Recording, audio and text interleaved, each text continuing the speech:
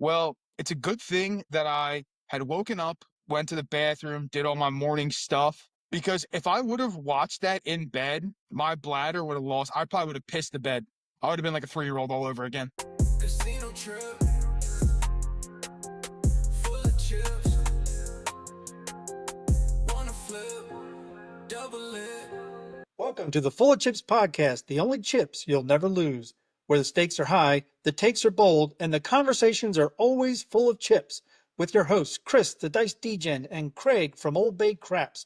You're tuned in to Full of Chips, the podcast where we dive into our own experiences into the world of gambling and share stories straight from the casino floor. Whether you're a recreational gambler, a seasoned pro, or just curious what the buzz is all about, you're in the right place. Each week, we break down the games, talk to the experts, and bring you tips that could tilt the odds in your favor. So grab your lucky charm, stack your chips, and let's roll into today's episode. What's up, everybody? Welcome to episode 14 of the Full of Chips podcast, the only chips you'll never lose, with your hosts, Chris the Dice Degen and Craig from Old Bay Craps. Craig, how are we tonight? Well, we're fired up a little bit. Fired up. But some people they have their opinions and they're experts at their opinions, and it's all right. So, in honor, I thought I would try out. We always have a drink, and we'll get to the drinks in just a second, but the real drinks. This one I wanted to experiment, so I've got I've got some Coke here, and I've got some Gatorade, and I just wanted to try the combo. What would you say this is, like orange soda? Orange soda. Oof. Oh, That Jesus looks Christ. That is bland and unimaginable. almost like it doesn't deserve space on something. No, no. You want to talk about a man's drink? There's the Crown and Coke. There you go. Crown and Crown and Coke. Coke. We'll get the drinks out of the way. I got 4 roses and Diet Coke tonight. We'll get those out of the way. For anyone at home who is maybe confused, wondering, are these two okay? What kind of recreational drugs did they do before they I don't got know, on Chris. camera? It's been a week, so we don't know if It we're has okay. been. I don't know. Some of you know what's going on, some of you don't. I don't know. It's been Craig's having a week. I've had a hell of a 2 weeks. I don't even know, I don't even know what's going on in my world right now, but it is what it is. But in reference to the orange soda, I will put up a picture now so folks can see. But Craig has been inducted into the hate mail club finally. So Craig, how's it feel to get your first piece of hate mail? Liberating. It's liberating. It's you know what? It just makes me want to open the floodgates of more content. Yeah, right? I mean, see, this is the funny part, right? And I put up a picture. That was a comment on one of the videos we put out on this channel here. Now, I've been getting hate mail on my channel for I don't know how long. And as I've said in previous episodes, like I find joy in it almost. Like the fact that you took your time out of your day to like write something hateful to me that I'm probably gonna laugh at. Like, thank you. But yeah, this one was hilarious. And then so Craig sent this to me the other night, right? And then I think I fell asleep or something, and I answered you in the morning. I don't even remember. But like Craig went through this individual's page and found some videos and sent them to me. Well, it's a good thing that I had woken up, went to the bathroom, did all my morning stuff. Because if I would have watched that in bed, my bladder would have lost. I probably would have pissed the bed.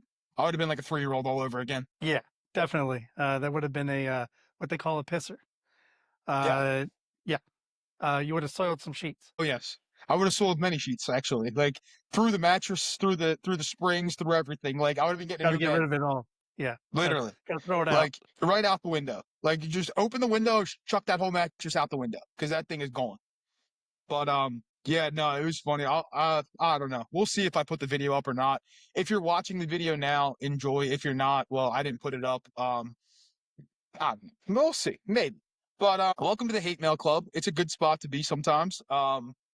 Again, how much joy did this bring us? I mean, hours. I think we were going back and forth texting for at least a half hour, and it's just it's another thing of joy feelings. I mean, bring it. We here at Full of Chips podcast accept all comments and opinions, and when we see one we think is interesting, we'll just drop kick it, see how far it goes, see where it lands, and then we'll just continue with more content. Exactly. Exactly. And for the most part, most of the comments and the feedback and stuff is great. People are always giving us, words of encouragement, all that kind of stuff. But this one was funny. And when you go to this dude's channel, it's even funnier. So I don't know. I'm not sure, but something's wrong somewhere, but it is what it is. All I know what's right is we're back on the FullofChips podcast. And as you guys know, Craig and I typically record these well in advance, but as I said, got some things going on, so we haven't been able to record in a little bit. And I was telling Craig, I feel like a kid on Christmas morning over here, Yeah, getting back in front of the mic and ready to go. I was getting all nervous like the first episode. Little jitters. I don't know if for your jitters, I don't know if you're just excited or is that concoction of bullshit that you were drinking, mixing Coke and beer. I have I had been planning it for about 6 hours, so There you go. the anticipation was there. And some people say we don't put any effort into these episodes. I mean, can you believe that? Come on, we got a lot of research here. We know what we're talking about.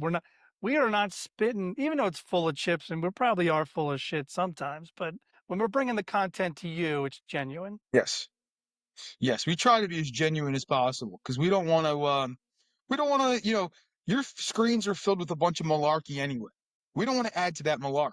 We just want to bring good, genuine conversation. And entertainment when we can. 100%. And speaking of malarkey and shit you see online, I think that brings us right to our topic of today. One of the topics today, anyway.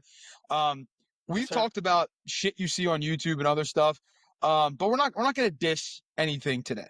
All right, we're not focusing on the stupid shit you see, but you see this stuff and people tout it as a strategy.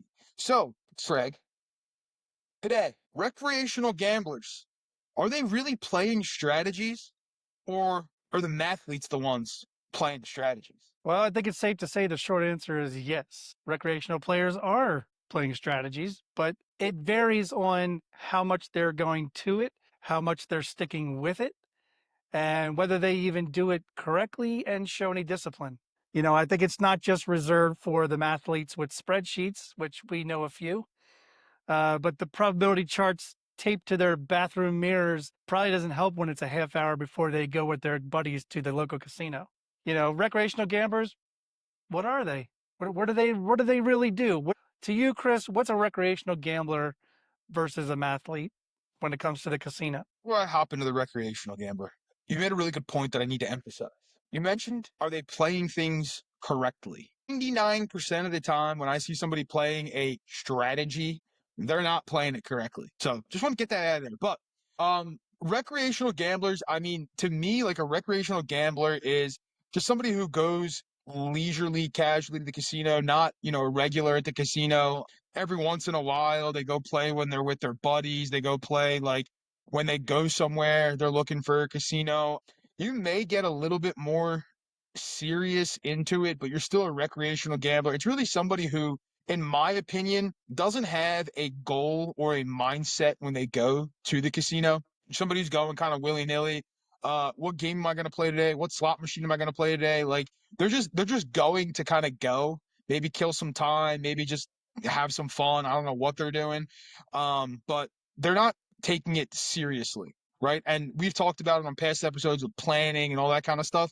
Like there is no plan. They're just going and, hoping that it all goes well. Whereas, the mathlete is, some people are going to hate the term mathlete, but deal with it. All right. It's the people who are they have that top button so tight that it's strangling them. And they're sitting there and like you said, right, they got their chart on their bathroom mirror that they've memorized, or like they have one hard and fast way of playing whatever game they're playing, and that's it. Because they think the math dictates everything. If that's how they want to be, that's fine. But I don't think they are necessarily at, again, there's some people who are very good at math, who are mathletes. But a lot of the quote unquote mathletes suck at math. That's a very interesting point. But even with the recreational gambler, I mean, they're relying on ritual, they're relying on superstitions, they're relying on, well, they're not playing quit while you're ahead. And they're probably chasing losses because that's just ingrained in the recreational gambler. Now, have we seen recreational gamblers who come to a table, slap $2,000 down on the table, bet 500 on the don't, bet 500 on a DC, and win? Sure. Does it happen often? No. No, it doesn't happen often. Why? Because you have people like Chris and I who know how to make points. You have people like Lou who are incredible at making points. I mean, how often has Lou made a minimum of a 4-point fire bet? Once a trip. Orange Soda may not like the fire bet, but Lou does, and he likes to play that table. But Lou is not, he's a little bit more of your advantage player more than your recreational gambler. Our other recreational gamblers we see are people like Chris has mentioned who confuse patterns with strategy like betting, and they screw up the bets and they don't know what they're doing. They're hesitant at the table. They don't know their bet progressions. Sometimes they're even fumbling chips and just making a splash. How often have we seen the recreational gambler at Blackjack hitting on what you should not be doing? Like you mentioned in the other episode, splitting tens. What are you doing? It's but these are these recreational gamblers who are really come to the casino most of the time because they have money to blow because they're on some trip and they don't really care. If they win, they win. If they lose, they lose. They're not really caring. But you have to group in the people that go with their paychecks and still don't have a plan. And they blow their their buy-ins and their total bankroll every single week. I like to think of them too sometimes like that Friday night, like just drunk buddies at the casino. Like they went to go like to the bar and like they happened to stumble into a casino and like, hey, we're here. Yeah, we know you're here. We could have heard you when you walked in. We could have smelled you when you walked in too. Like that, yeah, but yeah, the recreational gamblers, and I think a lot of people who probably who listen to this, I would say most of the people aren't even recreational gamblers, right? Most of the people who are listening, hopefully they're taking some value from it and they're becoming non-recreational gamblers. But like I know a lot of the people who, will reach out and things like that, like they're not, I wouldn't call them all advantage players. I'd say majority probably could be considered advantage players, but they're not recreational gamblers. They are, disciplined individuals who are going to the casino with a plan. Does that plan always go to, fruition? No, not always, but welcome to gambling, right? And like you mentioned, right, dude splitting tens. I was playing blackjack today and I got absolutely hammered online. Like I was getting crushed. I lost bad, but that's beside the point. But the Friday night drunk, like somebody might have been drunk at 10 a.m. on a Tuesday because some of these decisions people were making, like I'm sitting here. I mean, we're standing on 14. Dealer's got a 10 up. I'm like, what are we doing here? Like, what are we doing? You got 14. Dealer's got a 10. You're not hitting that? And then screw up the rest of the shoe for everybody else because you should have hit. The guy next to you was gonna, your cards get all messed up and you're sitting here and I'm leaving that table quick as possible. Like there's no chance I'm staying on that table.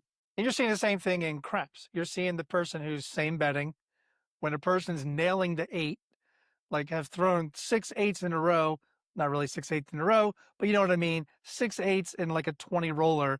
And when a person finally sevens out, they're still on the $18 bet, their original bet, because they had no plan. They had no bet progression. But I think when you're talking about like the guys in our AC crew, for example, you have to group in advantage players with the mathletes in a sense that they're not recreational gamblers. Each of them play their own thing. They have a plan. They have their buy-in. It's usually the same buy-in. They usually are doing things like we're doing with the envelopes, or they've set aside their session money uh, prior to getting to the casino or on a trip, if it's a trip. If they're going to their local, they have a plan. They know what they want to play. They know what they want to bet. It's just a hit or miss night, right? That's probably what you had like with blackjack. You knew it was going to be a hit or miss session. You didn't really know how it was going to go. You know that other times, even though you got beat down today, other times it's going to be awesome and you're going to make or even double your buy-in and it's going to be a great day. Um, that happens. But even like the mathletes and the advantage players, they're more analyzing things. Some people are analyzing their toss with bone trackers. So they're analyzing because they want to shoot. So they're analyzing things. They're, they know for blackjack, they know about expected value. They know about variance. They know about bankroll management and they have discipline. And that's something we've been really trying to educate people along the way of this journey of this podcast is we've been preaching these kind of things. we are not preaching anything of the recreational gambler. We are not preaching chase your losses. We are not preaching uh, don't bring more money than you can afford to lose. We're not preaching when you have something hit, take a moment to decide what you want to do and piss the dealer off. Like, that's not what we're preaching here. We would rather preach know what you're doing, plan what you're doing, know your bet progressions, know basic strategy for blackjack, because those are what advanced players, which you have to group them into the mathletes. You can't group advanced players into recreational gamblers. That's just disrespectful in my opinion, right? 100%. Yeah. Yeah. I mean, the mathletes, yes, there are some people, like you were saying, have the button all the way button, and when they lean over to make their bet progressions, their pens fall out of their pocket protectors.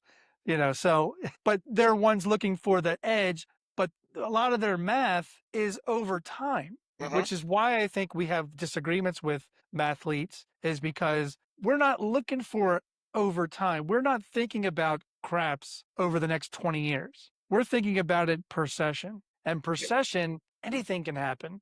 But you have to watch what's happening, because that's going to tell you how to progress or how to pivot. Would you agree? 100%. And that's a key point right there with that you just mentioned, right? With the mathletes are using math, but math is over, especially in craps, right? Thousands upon tens of thousands upon millions years of data at a table. We're not spending that much time at the table, right? We're there at a small subset of time. So like, yes. And I know the mathletes love going to the role distribution is going to be a perfect pyramid, basically, at the end of 36,000 rolls. Sure. Okay. I'm not at the table for 36,000 rolls though, right? And you going back to your example of somebody's nailing the 8. Well, yes, you and I both know that there should be 5/8 in 36 rolls. We know that, right? That's what the pyramid says. Should be 5 of them. But if you yourself throw 7 or 8 of them in 15 rolls, that distribution's messed up already, right? So the normal distribution doesn't apply to what's going on right now. Now, if you sit at that table all day, will the 8s go down and will other numbers become more prevalent? Sure, right? Law of averages, law of big numbers, all that kind of stuff. I'm not focused on that though at that given point in a session, right? I am looking to capitalize on what is happening. Now, that's what distinguishes, like you said, right, a recreational gambler from somebody who kind of knows what's going on, the advantage player, the mathlete, whoever, right? And one other thing too with the recreational gamblers, like my view of recreational gamblers is somebody who doesn't really put in any time or effort or energy outside of the casino, right? And I'm not saying that like you going to the casino every day makes you a recreational gambler if you put no time in at home. That's not what I'm saying. What I'm saying is like if you want to play craps and you go to the casino once every month to play craps, you're probably a recreational gambler, right? Yes, you may know a lot about the game, but you're still probably a recreational gambler. If you're going home and working on your toss or working on strategies or working on betting progressions or understanding other things, then you're deviating from a recreational gambler and you're becoming a more informed gambler, right? You may not be an advantage player, you may not be a mathlete, whatever, but you're not really a recreational gambler. The recreational gambler is the person who goes to the casino every once in a while and just kind of willy-nilly plays. Once they leave the casino, there's no more effort that goes into that game, right? But on the flip side of that, you got the mathlete who is probably sitting at home crunching numbers, right? And again, like Craig said, they're basing what they're doing off of many, many, many, many roles. Now, long term, is that a good thing to do? Sure. I'm not going to argue with you on it, right? Long term, sure. But if you can't recognize what's going on in a given session, or you can't deviate from what the math brain is telling you, that's problematic. No, because if you're spending all your day doing simulations and statistical models and even customizing your own software, you're probably doing it based on a lot of losing sessions, because that's what the math is telling you. The math is telling you that over time, 66 inside is just going to bleed your bankroll. Whereas the advantage player may start out at 66 inside, but is reading the table and reading the rolls and will change and pivot if they need to or if the table is telling them to. Now, a lot of people who consider them more advantaged than recreational gamblers, we consider Chris and I not recreational gamblers. We're not going with our paychecks. We're not just flubbing money and not knowing what we want to do. But we're pivoting when we see the table pivot, but we don't always pivot because we're hoping for a good roll. Everybody loves that thing of hope when it comes to casinos, and it's not really probably not a good trait to be aspiring to when you go to the casino. But why do we like when there's long rolls and because it creates great atmosphere, and that's when you have to decide, are you there to win or are you there to socialize? Most recreational gamblers could be there for either, but the way they go about it is either slam down the pedal and go hard, or tiptoe and just bleed out. But the mathlete is going to analyze the odds and the probabilities, but there's no guarantee that they're all winning sessions either. I think the advantage player probably has it over both mathletes and recreational gamblers because experience is what makes them a better player. And they are taking a little bit from the recreational gambler of in the moment betting, in the moment of what's rolling, and they're taking from the mathlete, like we've said before, Bone Tracker, to analyze a dice set that may work for you. Your dice set ain't going to work for me. What works for Chris isn't going to work for me. Do you know why? Because of everything that goes into a toss. Chris is taller than me. Chris's arms are longer than me. I might have a wider reach in my fingers than Chris. The way I pick up dice is different. The way I release them is different. The height at which I release them is different. The landing zone is different. But what Bone Tracker does is tells me that a 5-3-6-2 dice set works for my toss, and that's why I use it. Doesn't really make me a mathlete, but it makes me a more advantaged player than it does the recreational gambler. Now, is there a middle ground? Sure. There's probably a middle ground of casual players. Those are probably players that don't play all the time. They're probably playing because they're on a business trip. So it could be once a year, could be twice a year. They got a convention in Vegas or a convention in Atlantic City, and they're there for 3 nights, and so they just brought some spending money to play. Could they be advantaged players? Sure. Are they most likely recreational gamblers? Probably.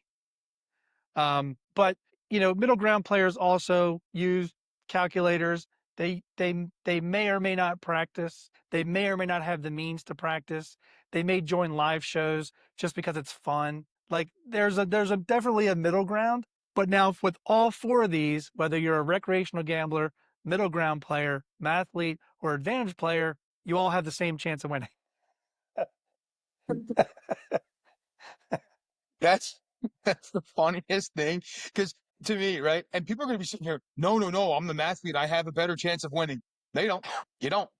The math may tell you the way you could bet has a better chance of winning again over a long period of time, not in that minute maybe, but yeah, for everyone at home, this is the thing that we keep trying to tell you.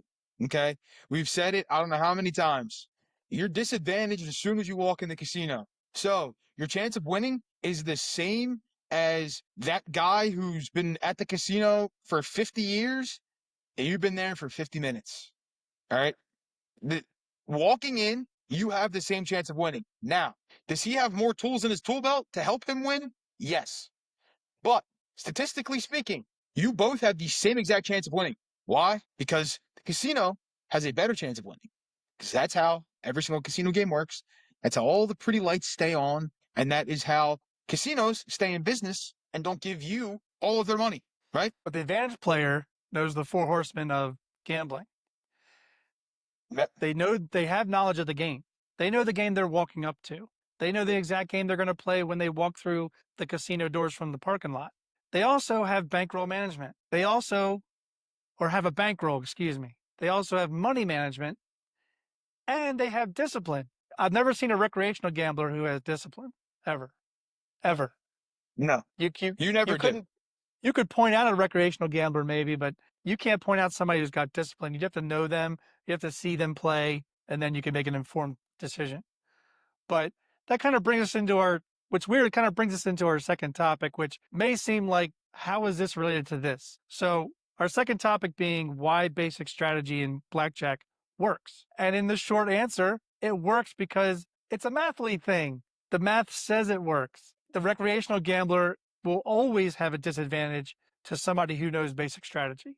It's the backbone of blackjack play, being smart. It's an important tool where obviously the mathlete or the advantage player has the advantage over the recreational gambler who sits down, flops down with his drink that's about to be empty, is maybe drunk, sitting at the table, and decides to split tens, which is only going to infuriate Chris over here. And that's going to piss him off. Why? Because Chris is an advantage player and he knows that basic strategy has the math to back it up, that it's worth playing at blackjack. Yeah. Yep. And I will disclaim for anybody at home, because if you've played blackjack with me, you would know. Um, I know basic strategy. I know it very well. Um, I won't say I always play basic strategy. Okay. I don't always play basic strategy. I predominantly play basic strategy. However, I have a few deviations that I do. But that's learned over time and experience and stuff. But basic strategy to play in a casino, and you want to be quote unquote advantaged, if you know basic strategy, you will be advantaged. All right. So if you want to go play blackjack, go learn basic strategy. Why? Because it will give you an advantage. Now, again, over time, you'll learn different deviations from it and other things that are learned. But it's a good way to play for most people. Basic strategy was given to us by the mathletes, right? They went over millions upon millions of hands, right? The statisticians, the computers, they went through all the hands, and basic strategies developed to give you the highest expected value in every single situation, right? So that is why basic strategy will work for most people, and it will make you more advantaged if you know basic strategy. And I'm not talking about looking at the card and knowing what the card says to do. All right, actually learn it. Don't sit there and be like, "Oh, this says I got to do this." No, learn actual basic strategy. Don't just sit there and take the card. The card is good, but actually learn basic strategy. Don't just sit there and be like, the card says I gotta do this. Mm-mm. Learn it. Actually learn it. Well, it's the long-term play, and it's built on probability, not gut feelings. It uses expected value, like you mentioned, and it minimizes the house edge. So, in layman's term, what basic strategy does is it breaks down when to stand, when to double down, when to split. Not that you ever want to take even money, and we don't really suggest taking even money ever. But it tells you how to handle a situation based on the dealer's up card and what you have sitting in front of you. As Chris mentioned, there are deviations, and we're not going to go into the deviations from basic strategy, but there are times where if the true count is at a certain point, you can deviate from basic strategy because you're still advantaged. And that's what we're talking about. We want you to be the best player you can, and you are only going to be a better player by memorizing basic strategy for blackjack. And one of the best things about basic strategy is that you do not have to learn to count cards to learn basic strategy. It's very simple. It's very easy to learn. There's tons of charts out there. There are some variations from chart to chart, so just be careful. There is no, I wouldn't say there's any right or wrong. If you're going to follow basic strategy charts, we do recommend Blackjack Apprenticeship and maybe Blackjack Advisors. A lot of the things that Blackjack Advisors do follows what Blackjack Apprenticeship does. So, they're putting out the same charts. Are they the first ones to ever draw up these charts? Probably not. Just like how you can't show me something I haven't seen before in craps. It's been around too long. Saying like basic strategy has been around so long. If you can invent a new chart, happy for you. But it's there. It's for the long-term play. If you just played basic strategy, you're going to win more than you're going to lose. Why? Because it cuts the house edge down, and even times it cuts it down to half a percentage. Half a percentage. You want to make more money? Learn to count cards. There might be other ways. We'll find out. We'll let you know if we find out. We may just find out. We may. That'll be a topic for some people in. But what's it called? With basic strategy, right? It's gonna be the way that probably, and again, if you're in quote unquote advantaged blackjack player, 95% of the advantaged blackjack players are going to play according to basic strategy. Okay. Now, knowing basic strategy, understanding basic strategy, like Craig said, right? It limits the house edge to nearly half a percent. It give or take a little bit here or there. But basic strategy is all determined on that expected value, right? So if you play basic strategy over the long term, okay, because again, going back to the mathlete discussion, basic strategies developed with thousands upon hundreds of thousands and millions of hands of blackjack, right? It wasn't just come up with one shoe. All right, let me tell you. For the folks at home who think they came up with it from a six-deck shoe. No. Okay. It's millions upon millions of hands and scenarios and other stuff, right? So if you play that way, long term, it will be good for you, theoretically. Okay. Now, we've all been in those situations, right? I said it earlier. I got crushed. Why? Not because I wasn't playing basic strategy. I was playing as close to basic strategy you'll see me play. It was just the cards weren't the cards that were being dealt to me weren't good, right? My decisions may have not been the best because again, I said I deviate from basic strategy, right? And one prime example of me deviating from basic strategy, if you look at the basic strategy card, right, Craig, when you have an 11, what are you always supposed to do according to basic strategy? Double down. I don't. I don't do it. Not all the time. Okay. When I have an 11 and the dealer has a 9, 10, or face up, I do not double down. I never do. You will never, ever see me double if the dealer has a 9, 10, or a face card up. Why? Because I've learned over time, a lot of hands that I've played, more often than not, when I double on that hand, I'm not winning that hand. Okay. 8 or lower, I will double. All right. And I know technically speaking, people are, oh, the 9, yeah, whatever. All right. But I have a better chance of a low card coming out than I do a high card. Now, there's situations if you're counting cards and other stuff where, the count's good, maybe, yeah, you'll see me double. But again, that is learned over time. But that's one example of where I deviate from basic strategy. Now, am I telling you to go do that? No. If you want to go play basic strategy, you want to double on every 11 you have, double on every 11 you have, I don't care. I really don't. All right. But learned over time. I understand why you're supposed to do it. I understand. I get it. Right. But I don't do it. It's one thing that I don't do. Okay. You'll see other people, right? There's a few prolific blackjack players that I know who are in the same boat on that one. They don't double down on an 11 when dealers got 9, 10 face up, right? Their prerogative. They'll probably tell you they learned it over time as well. This is again what goes back to the recreational gambler, right? Now I'm not saying I sit here and practice blackjack in my house all the time because I don't. All right, I do sometimes, but I don't. I play on simulators online and other stuff. But it's learned over time. You can adapt basic strategy based on how you learn. But if you're getting into the game, basic strategy is going to be your best bet. Why? Because it's used and it's created through thousands upon thousands of hands to limit the house edge and give you the best expected value when you're playing blackjack. What's interesting is what you just said. Every decision, whether it's hit, stand, split, double, it's based on statistical analysis of millions of hands, not just thousands, millions of hands. This is where the mathletes get it right. It calculates the best possible move for every player hand versus the dealer's up card. It just does. What it also does is it tells you kind of up front, this is probably going to be a losing hand, so just go with it because you've got some winning hands that are coming. Now, just like with any casino gambling game, are you going to have streaks where you need to make a decision? Do I stay and play through it? Or do I need to get up and go because this is a really bad vibe I'm getting? That's for you. That's a decision you need to make. But you made it because you knew basic strategy and you also read the table. You knew what was happening at the table.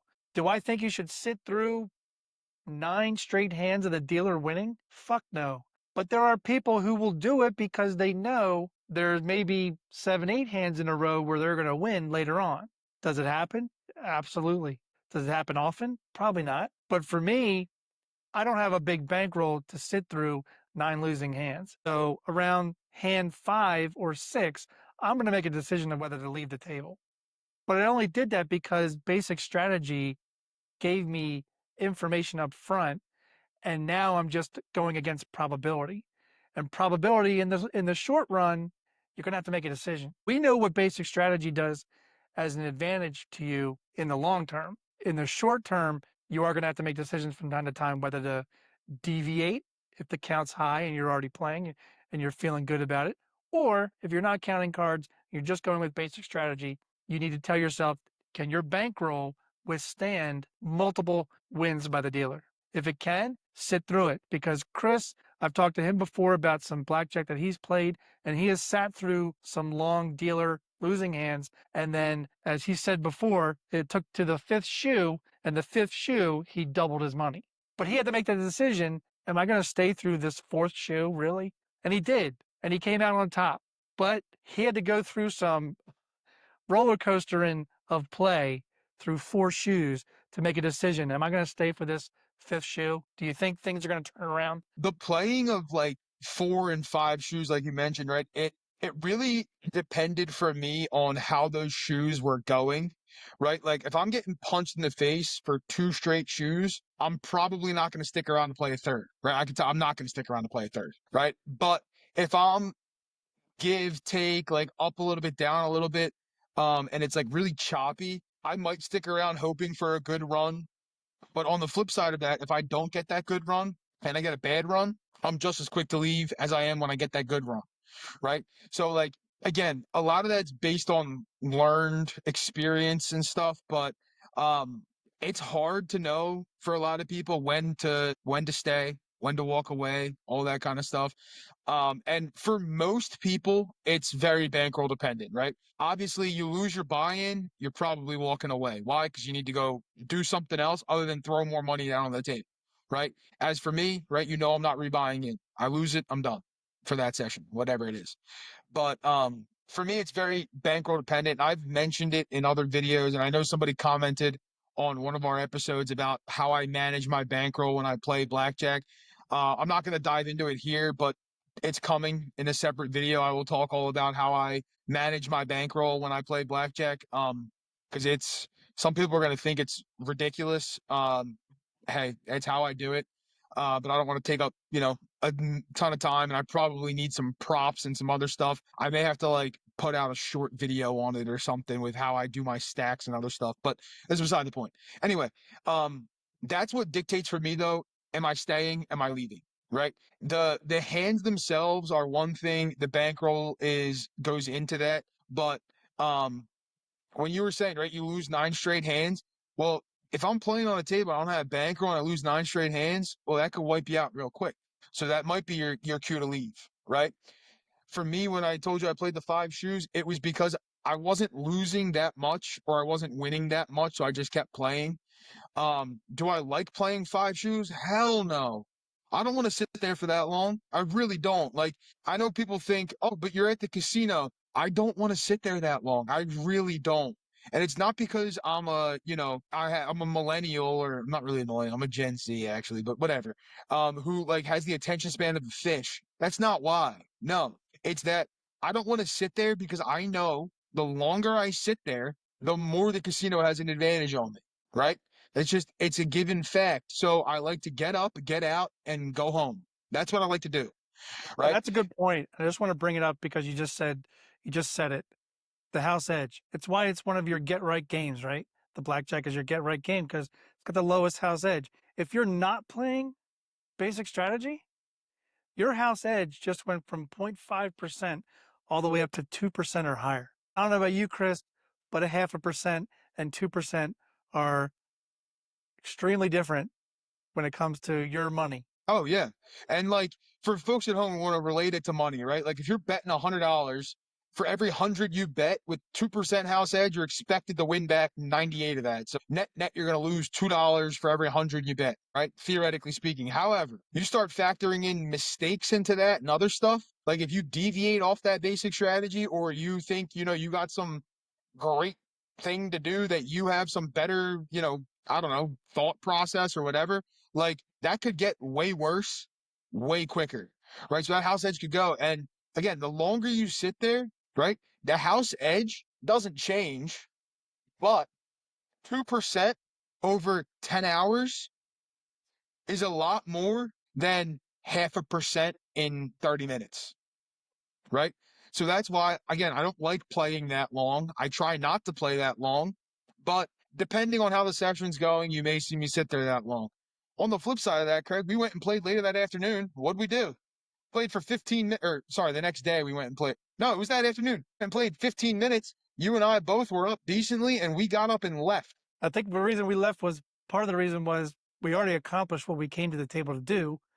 And I think there were more people coming to the table, which we knew was going to put us at a disadvantage for having too many thinkers out there, too many recreational gamblers sitting at the table for us. But it's a long-term play basic strategy because look, you're not going to win in every hand. We've already said you're not going to win every hand, but over thousands of hands, basic strategy helps you lose less and win more. It's a fact. Yep.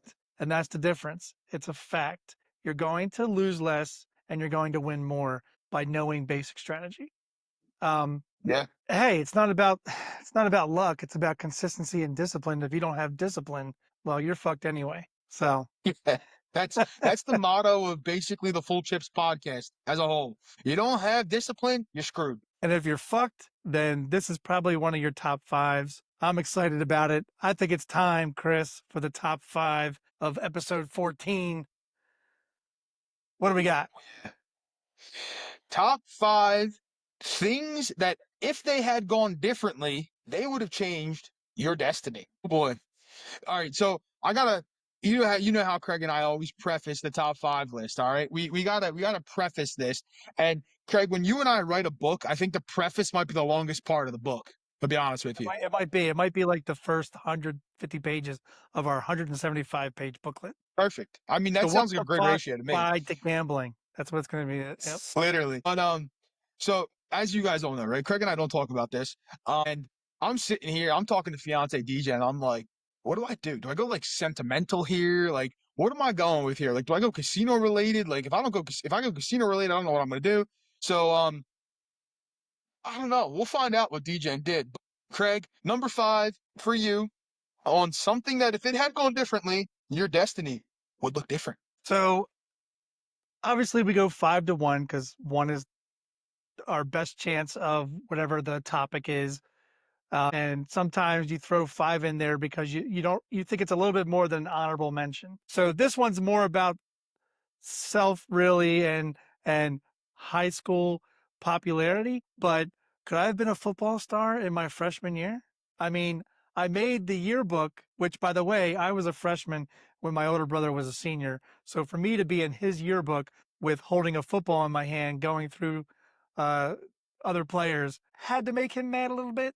But could I have been a football star? I could have been because if I had 4 interceptions that season, and if the one interception against the one team that I hated at the time, which was a rival school, if I had just ran left after the interception, I would have scored a touchdown. And I think that would have made me a football star as a freshman. But instead, I wore a blast shield on my helmet, which had mud on it, and we wore dark navy blue colors, and our rivals wore sky blue colors. So I couldn't tell the difference between the players and our team and their team. And so if I had just run left, touchdown. But I ran right, and I thought I was behind my own players when actually they were coming after me and they tackled me pretty quickly. But I could have been a star, Chris. I could have been a star. Could have been a star. Well, you're a star of the Full of Chips podcast. That's all I know. Number 5 for me. This is see number 5, like you said, right? It could be an honorable mention, could be this. Number 5 is my cop out on this list. Okay, because without number 5, I wouldn't be here. Wouldn't be the person I am, I guess. So number 5 is my family, the family I was born into. The amount of influence they've had on me, right? The support they've given me, my upbringing, all that kind of stuff. I mean, I think my family's the greatest, but everybody thinks their family's the greatest. So take that how you want, but my destiny would certainly be changed if I wasn't raised the way I was. So number 5 for me is family, my upbringing, the support, influence, all that kind of stuff, because that shaped the man that I am now. You know, it's not derogatory to say you may not be a degen if you didn't have the upbringing. Yeah, shout out Grandpop for taking me to the corner bookie when I was 5 years old. Grandpop, I love you. I know you're There not you go. watching, but I love you. So as you saw, I'm Craig. Jesus, I swear it has more Coke than it has Crown. Promise. Chris, That orange soda. You spiked that shit Oh, up. nah, man, that stuff, that's too bland and unimaginable. Uh, but as you saw, Chris has the soft side, the sentimental side, because as we've said, he's a teddy bear. He doesn't like to get into fights at casinos. He'll be the one to break it up. He just wants to play, win, and get. That's all he wants, right? Yeah. All right. That's Number me. 4. So, as we truckled through high school, at 15, I got into rock climbing, freehand, at a local joint in Harford County, Maryland, that has what's called the King and Queen seat. And if you can get to the top of it, you can actually see out over a lot of the county. It's a pretty amazing view, but it offers a lot of freehand climbing. And I was with my best friend who was much bigger than I am, much stronger. And we were going down a rock face that had some moss on it. And he went first, got down fine. We couldn't see over the edge, so we didn't know how far down it was. Well, OBC went on his hands and knees like a crab backwards, and my hand hit a thing of moss, and I slipped, and I slid down the rock face, and I went over the edge and landed on my best friend's shoulders, which was about 10 to 12 feet down. If I had not landed on his shoulders, I'd have hit the rock beneath and gone another 50 feet down the mountain. So a lot of these have a theme of uh, near death. So that is my number 4. I'm still here. So thank you, Dave. His name's Dave. He knows who he is. Thank you for saving me that day. Regen is in shock right now. I'm glad you're still here. Um, thanks, Dave. Like, whoa. Um, all right, I need to compose myself now. I feel like I'm going to be doing this after everyone you say now that you said these are near death. All right, number 4 for me is when I was in high school applying for colleges. I had quite a few schools I was going to. I got accepted to 9 of the 10 that I applied to. Screw you, University of Pennsylvania. Still a slightly salty subject. I did get in after the fact though. They screwed up. They sent me my whatever. It don't matter. All right. But they weren't on the top of my list anyway, believe it or not. Anyway, the school that I did get into, I found out that I got into like an exclusive program at the school. So that is what Nice. made me choose to go to said school. Which in turn probably led to the job and the career that I have now. So the program was research related, like in a lab doing bench work. For anyone who doesn't know, I have a very strong science background. So that led to me becoming interested in research, which also probably led to the job that I got. Because for my internship, my interviewer was very familiar with the school that I went to and the area where the school was, and the program that I was a part of.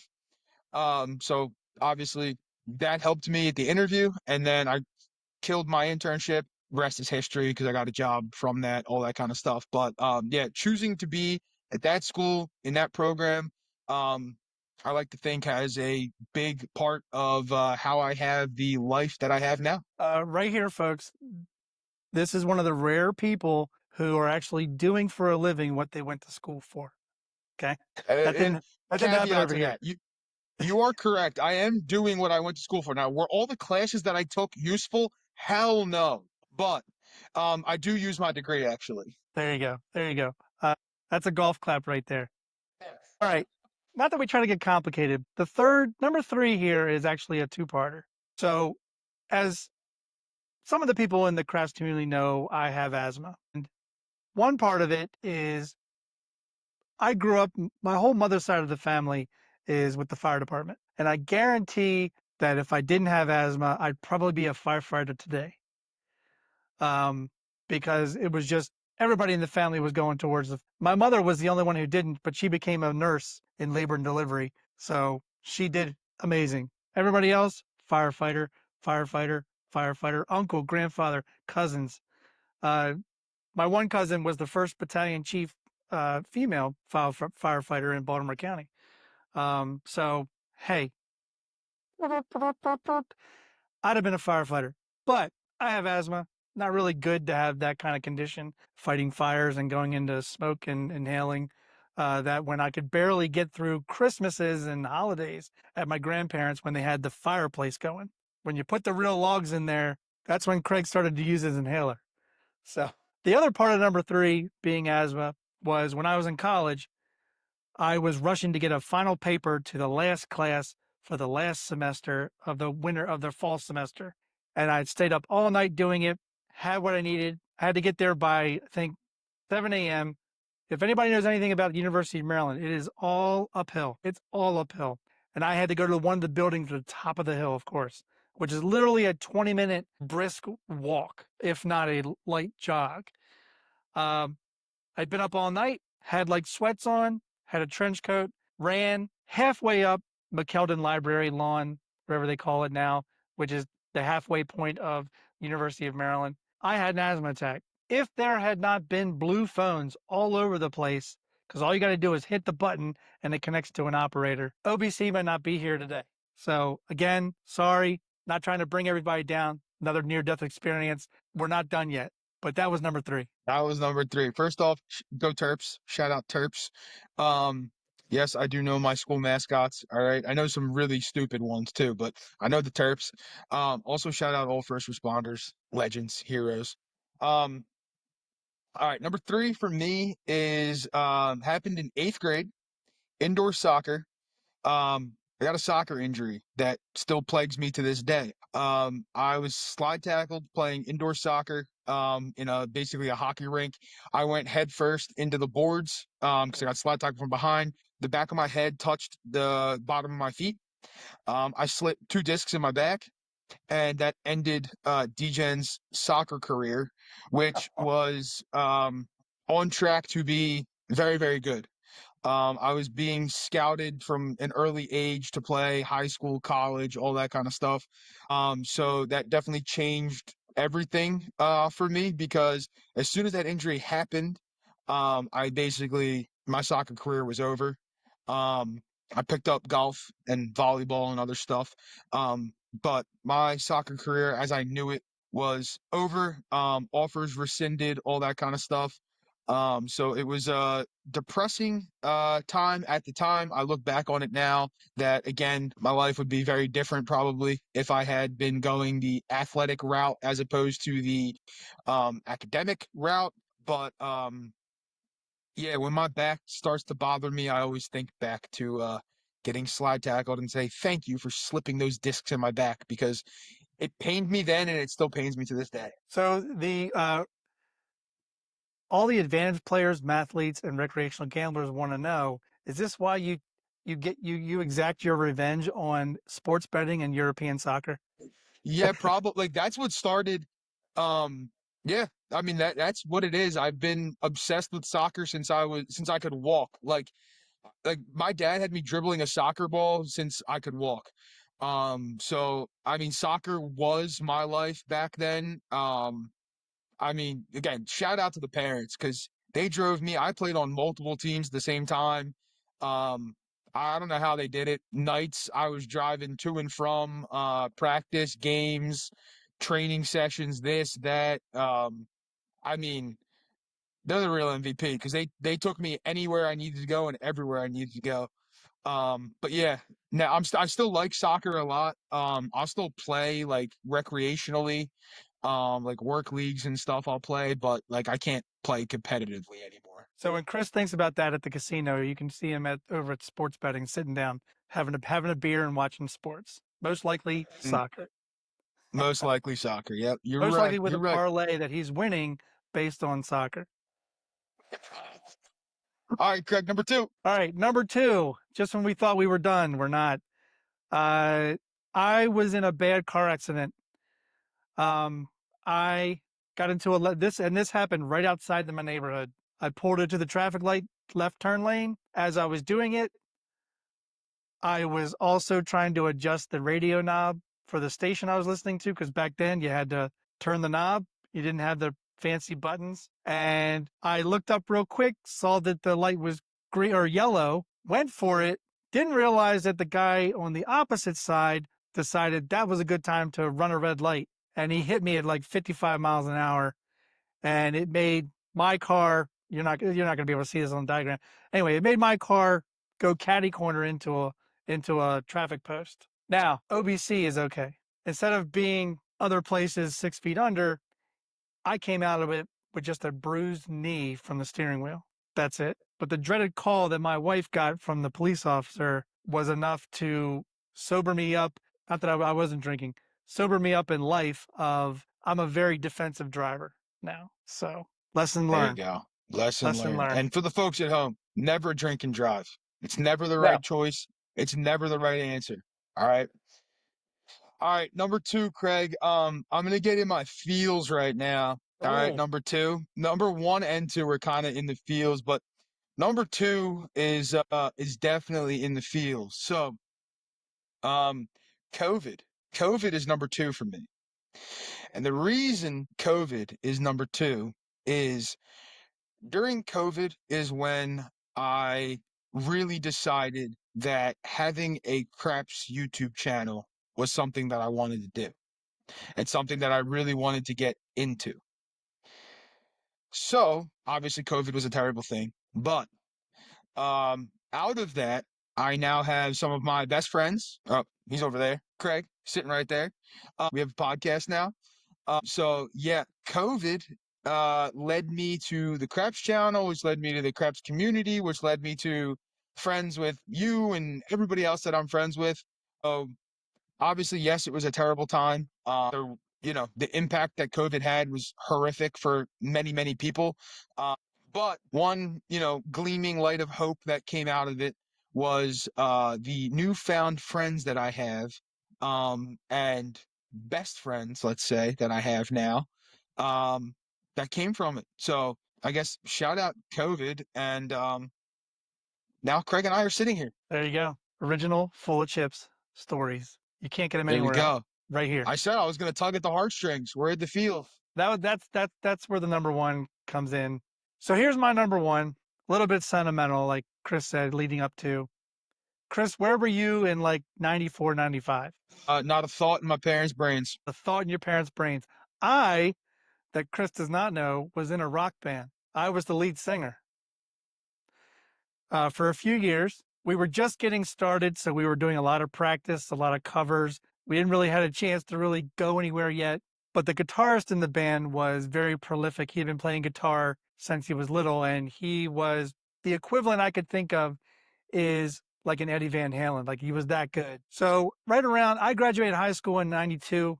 Right around 94, 95, I had already been to community college and was about to go to University of Maryland. During that summer, before I went to Maryland, the band decided they want to take this band on the road. So I had a choice to make.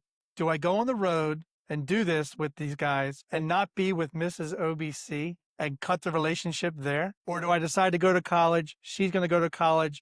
We're planning on getting married afterwards. What did I do, Chris? You already know what I did. What did I do, Chris? You made the choice of staying with Mrs. OBC. I made the choice of staying with Mrs. OBC, and she and I went back and forth visiting each other at college. And after I graduated, she then graduated. We actually moved in together prior to being married. She hadn't even graduated college yet when we moved in. But that's right. If I had chosen to pursue the band in 95, I would not have married Mrs. OBC.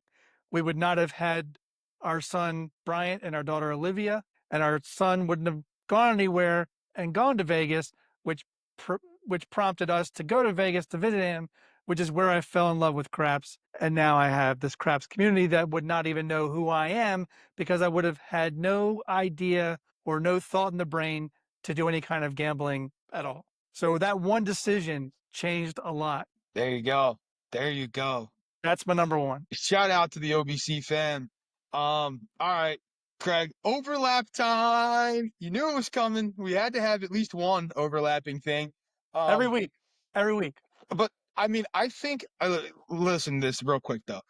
For the gentlemen at home, I mean, the fact that Craig and I both have our ladies at number one, take notes. All right, ladies at home, give us a follow, a like, a subscribe, a round of applause. A toast to the ladies. Cheers. We both know where the priorities lie. All right. So my number one, similar to yours, A little bit different though. All right. So junior year of high school. Okay. In this time frame actually, the fall time frame, I was going to a haunted hayride with a bunch of high school friends, all this kind of stuff, and we were all supposed to bring dates, right? So I asked this girl, "Hey, you want to come to the haunted hayride with me?" I didn't phrase it that way. DJ actually has game, but anyway, um, I got stood up. DJ got stood up. Can you believe that? Not the Um, Philly, not the Philly, that guy I know. DJ got stood up. Now, I didn't like really, I mean, I got stood up. I didn't really get stood up though. I got called like 30 minutes before we are supposed to be there. Hey, I can't come. Whatever. Anyway, at that hayride is where I met this girl, Victoria. Wow. And we're on the hayride. Thought I was funny, cute, obviously, whatever. Parted ways, no problem. Fast forward like a year, okay? A little less than a year, 10 months. And I get a Snapchat for all my folks at home who don't know what Snapchat is. It's like texting with pictures, basically. That's all I can tell you what it is. All right, close enough. Um, anyway, I get a Snapchat from Victoria. I'm like, interesting. What is she reaching out to me for?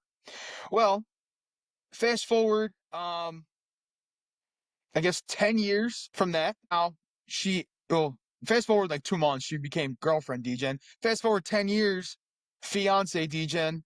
And fast forward to about a month from now, and she will be Mrs. Yeah. That's my man.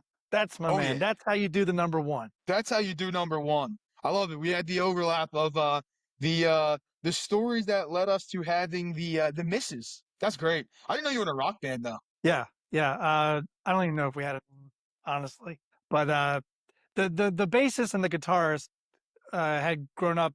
We all grew up together, but I wasn't really. I just hung around, and they played all the time. But then they got really good, and they knew another kid who was in band, who was a drummer, and then they eventually replaced me. And they actually had a song that made it on the radio in New York. But the band broke up like I don't know a few years after. So could I have been broken up in the band a few years after, just going on the road? Possibly, which means I would have lost the girl in my life and being a rock star would have all just came Yeah. down and crashed. And for those of you who don't know, I've known my wife my entire life. Well, she's known me her entire life because I'm 2 years older. But we grew up together. It kind of felt like arranged in the universe. But there is nobody else in this world for me. She is it. And thank you, Mrs. OBC. Shout out Mrs. OBC. All right. Um, Side note, we might have to. Craig and I have toyed with this idea. Let us know down in the comments if you like this idea. A ladies' night on the podcast. We have Mrs. OBC. We get Mrs. DGen in the house. I mean they're both obviously at home right now, but they're doing whatever they're doing. And Craig and I are just sitting here talking. But let us know what you think about that. Topics to be determined. If you have topics you want us to talk about, then let us know down in the comments or send us an email at FullofChipsPodcast@gmail.com. But before we wrap this up, Craig, tip of the episode. Tip of Besides the episode. using your number one um, destiny thing for your significant other. I'm going to pretend I knew what you just said. Because what I was going to say was tip of the episode, don't drink orange Gatorade and cola. It tastes terrible.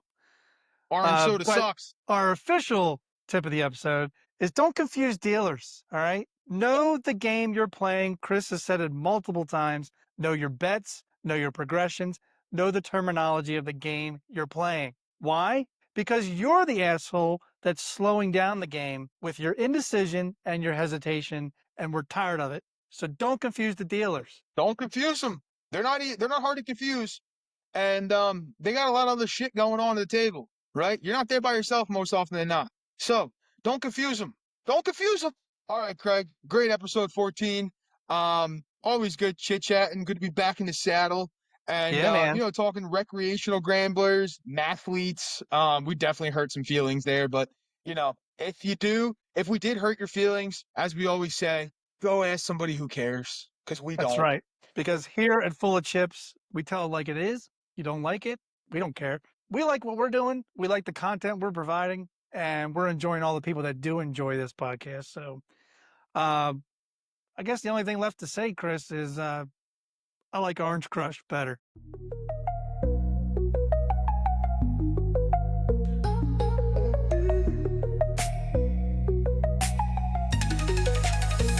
In the